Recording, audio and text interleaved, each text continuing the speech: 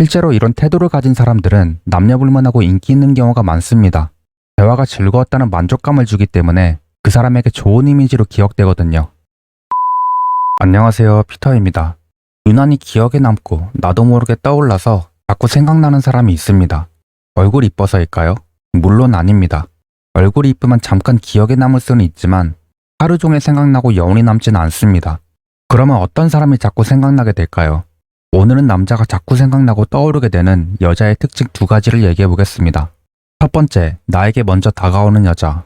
자신의 가치가 떨어지고 쉽게 보인다는 생각에 선뜻 먼저 남자에게 다가가지 못하는 여성분들이 있습니다.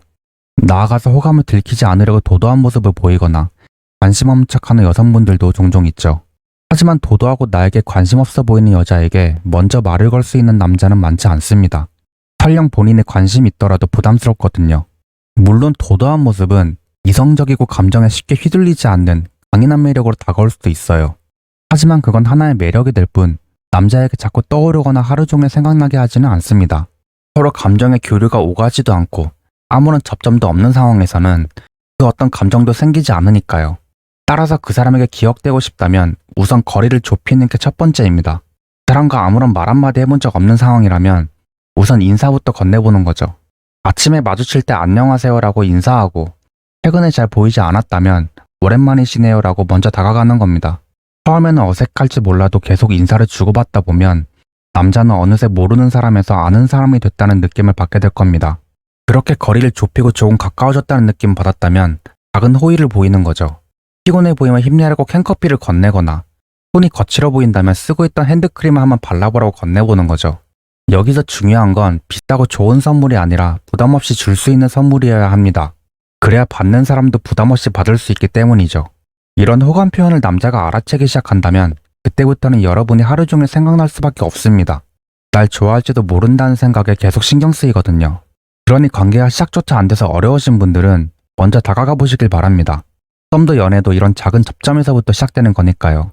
두 번째, 얘기를 잘 들어주는 여자. 대체로 사람들은 남의 얘기를 듣는 것보다 자기 자신에 대해서 어필하거나 얘기하는 것을 더 좋아합니다. 그렇기 때문에 내 얘기를 잘 들어주는 사람에게 더 끌리게 되고 관심이 생길 수밖에 없는 거죠. 실제로 이런 태도를 가진 사람들은 남녀불문하고 인기 있는 경우가 많습니다. 대화가 즐거웠다는 만족감을 주기 때문에 그 사람에게 좋은 이미지로 기억되거든요. 얘기를 잘 들으려면 경청하는 태도나 듣고 있다는 리액션도 중요하지만 상대방이 즐겁게 말하게끔 대화를 이끌어갈 줄 아는 것도 중요한 요소입니다. 그러기 위해선 그 남자가 평소에 관심 있는 것들이나 잘 알고 있는 것을 질문하는 거죠. 예를 들면 그 남자가 헬창이라면 다이어트에 대해 질문해본다든지 여행 다니는 걸 좋아하는 사람이라면 가족여행으로 괜찮은 곳을 추천해달라고 부탁해보는 겁니다. 그러면 그 남자는 신이 나서 열심히 설명해줄 거예요. 내가 잘 아는 것을 어필할 수 있는 좋은 기회니까요.